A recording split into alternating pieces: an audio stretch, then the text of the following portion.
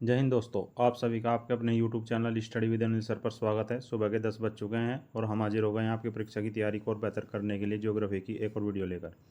तो वीडियो को like and share करें और हमारे चैनल को सब्सक्राइब करें तथा बेल आइकन को प्रेस करें जिससे हर वीडियो का नोटिफिकेशन पहुंचे आप पर सबसे पहले। तो चलिए शुरू करते हैं आज की वीडियो। विश्व का भूगोल, जैवमंडल। टॉपिक है पर्यावरण अवनयन, भाग 1। क्वेश्चन है, जलवायु परिवर्तन का कार्बन डाइऑक्साइड सिद्धांत किसने प्रस्तावित किया था? ऑप्शन 1 चैम्बरलिन ने, ऑप्शन 2 होल्मस ने, ऑप्शन 3 केनाली ने, ऑप्शन 4 सोलबर्ग ने। तो चैम्बरलिन ने जलवायु परिवर्तन का कार्बन डाइऑक्साइड सिद्धांत प्रस्तावित किया था सर्वप्रथम 1861 ईस्वी में टिंडाल द्वारा कार्बन डाइऑक्साइड सिद्धांत प्रस्तावित किया गया था। नेक्स्ट क्वेश्चन, निम्नलिखित में से कौन पारिस्थितिक संतुलन के लिए आवश्यक नहीं है? ऑप्शन 1 नवीकरणीय ऊर्जा संसाधनों का उपयोग आवश्यक है, निर्वनीकरण पर नियंत्रण आवश्यक है, संसाधनों का संरक्षण ये भी आवश्यक है, विकासशील देशों का औद्योगिकीकरण। तो विकासशील देशों का औद्योगिकीकरण पारिस्थितिकी संतुलन के लिए आवश्यक नहीं है। नेक्स्ट क्वेश्चन, निम्नलिखित में से कौन सी ग्रीन हाउस गैस नहीं है? Option 1 carbon dioxide, option 2 methane, option 3 chlorine, option 4 nitrous oxide. प्रमुख ग्रीन हाउस गैसों में carbon dioxide, carbon monoxide, methane, nitrous oxide, chlorofluorocarbon तथा हाइड्रोकार्बन है, जबकि क्लोरीन गैस एक ग्रीन हाउस गैस नहीं है। नेक्स्ट क्वेश्चन, निम्नलिखित में से कौन सी ग्रीन हाउस गैस नहीं है? कार्बन डाइऑक्साइड है, मीथेन है, नाइट्रस ऑक्साइड है। आर्गन एक ग्रीन हाउस गैस नहीं है। नेक्स्ट क्वेश्चन, निम्नलिखित में से कौन सा कारण पर्यावरणीय समस्याओं के लिए अधिक उत्तरदायी है? ऑप्शन 1 जनसंख्या में भारी वृद्धि, ऑप्शन 2 उद्योगों का विकास, ऑप्शन 3 धरातलीय जल का अंधाधुंध दोहन, ऑप्शन 3 कृषि भूमि की उत्पादकता में कमी। जनसंख्या में भारी वृद्धि पर्यावरणीय समस्याओं के लिए सबसे अधिक उत्तरदायी कारक है। अन्य तीनों उद्योगों का विकास, धरातलीय जल का अंधाधुंध दोहन तथा कृषि भूमि की उत्पादकता में कमी की समस्या जनसंख्या में भारी वृद्धि के परिणाम स्वरूप उत्पन्न होती है। बढ़ती जनसंख्या की बढ़ती आवश्यकताओं को ध्यान में रखते हुए आज के समय में ईंधनों, कोयला, पेट्रोलियम जनित उद्योगों की संख्या में भारी वृद्धि हो रही है, जिसके फलस्वरूप कार्बन डाइऑक्साइड सहित सभी ग्रीन हाउस गैसों का वायुमंडल में पहुंच रही है। नेक्स्ट क्वेश्चन, निम्न में से कौन मानवीय क्रियाकलापों से सर्वाधिक प्रभावित हुआ है? ऑप्शन 1 टुंड्रा जीवोम, ऑप्शन 2 विषुवत रेखीय वन जीवोम, ऑप्शन 3 मध्य अक्षांशीय घास भूमि जीवोम, या फिर ऑप्शन 4 बोरियल जीवोम। उष्णकटिबंधीय वर्षा वन एक ऐसा क्षेत्र है जो भूमध्य रेखा के दक्षिण या उत्तर में लगभग 28 डिग्री अक्षांश के भीतर होता है। धरती पर रहने वाले सभी पशुओं और पौधों की प्रजातियों की आधी संख्या इन वर्षा वनों में रहती है। विश्व के वन्य जीव निधि के बायोम वर्गीकरण के भीतर उष्णकटिबंधीय वर्षा वन को उष्णकटिबंधीय आर्द्र वन का एक प्रकार माना जाता है। इन्हें विश्ववीय सदाबहार तराई वन के रूप में भी निर्दिष्ट किया जाता है।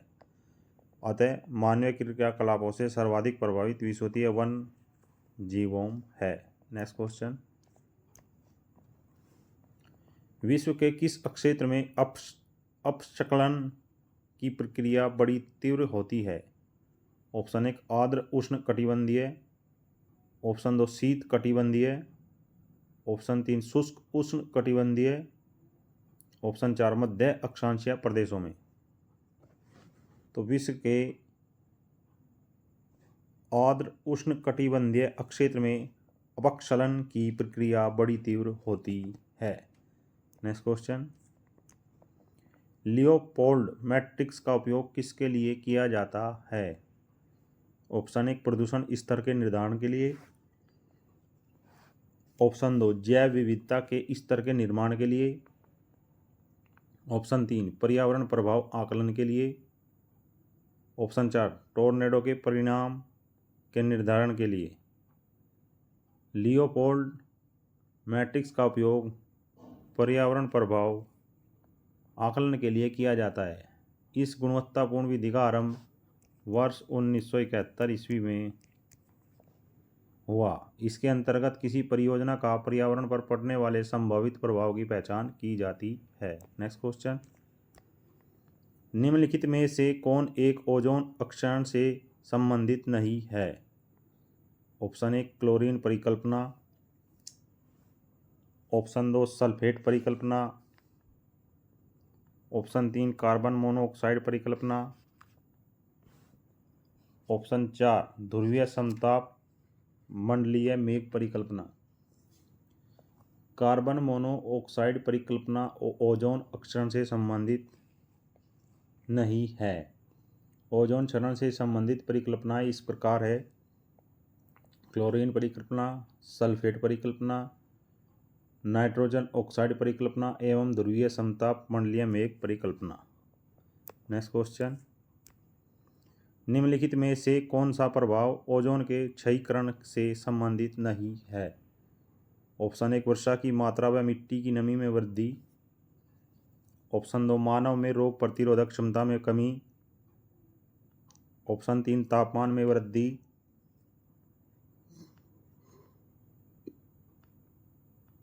ऑप्शन 4 जैव समुदाय की प्रजातियों पर विपरीत प्रभाव। तो निम्न में वर्षा की मात्रा व मिट्टी की नमी में वृद्धि का प्रभाव ओजोन के अक्षीकरण से संबंधित नहीं है। नेक्स्ट क्वेश्चन, ओजोन परत के क्षरण के लिए कौन सी गैस उत्तरदायी होती है? Option 1 nitrogen, option 2 hydrogen, option 3 carbon dioxide, option 4 chlorofluorocarbon. Ozone परत क्षरण हेतु क्लोरोफ्लोरोकार्बन गैस उत्तरदायी होती है।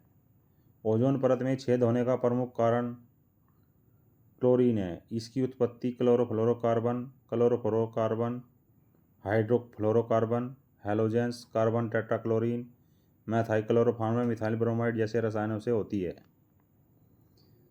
Refrigeration, air conditioning, scanner, plastic आदि ने ओजोन परत को नष्ट करने में महत्वपूर्ण भूमिका निभाई है, क्योंकि इनसे उत्सर्जित होने वाले रसायनों में इनकी बड़ी मात्रा होती है। नेक्स्ट क्वेश्चन, निम्न रासायनिक तत्वों में से कौन एक ओजोन अक्षरण नहीं करता है परंतु वह एक सुपर हरित गृह गैस है? Option 1 hydrofluorocarbon, option 2 chlorofluorocarbon, option 3 hydrochlorofluorocarbon, option 4 sulphuric अम्ल। तो H2SO4 अर्थात सल्फ्यूरिक अम्ल ओजोन अक्षरण से संबंधित नहीं है परंतु एक सुपर हरित गैस है। नेक्स्ट क्वेश्चन, निम्नलिखित देशों में से किसका कार्बन डाइऑक्साइड का प्रति व्यक्ति उत्सर्जन सबसे कम है? ऑप्शन 1 संयुक्त राज्य America, option 2 Australia, option 3 Japan, option 4 Bharat. विश्व बैंक के आंकड़ों के अनुसार वर्ष 2018 में दिए विकल्पों में भारत 1.8 मीट्रिक टन,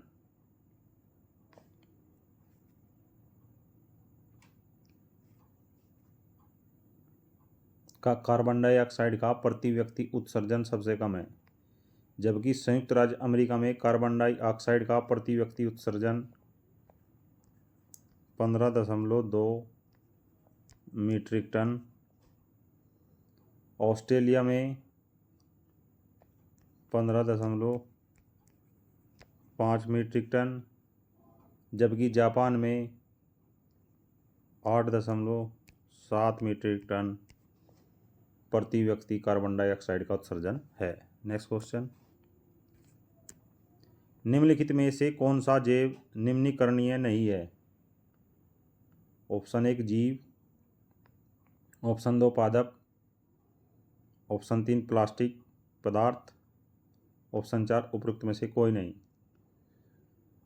तो निम्न में प्लास्टिक पदार्थ जैव निम्नीकरणीय नहीं है क्योंकि यह आसानी से नष्ट नहीं होता है, जबकि जीव तथा पादप जैव निम्नीकरणीय पदार्थों की श्रेणी में आते हैं। नेक्स्ट क्वेश्चन, निम्नलिखित ग्रीन हाउस गैसों में से किस एक का उत्सर्जन पूर्णतः मानवोद्भावी है?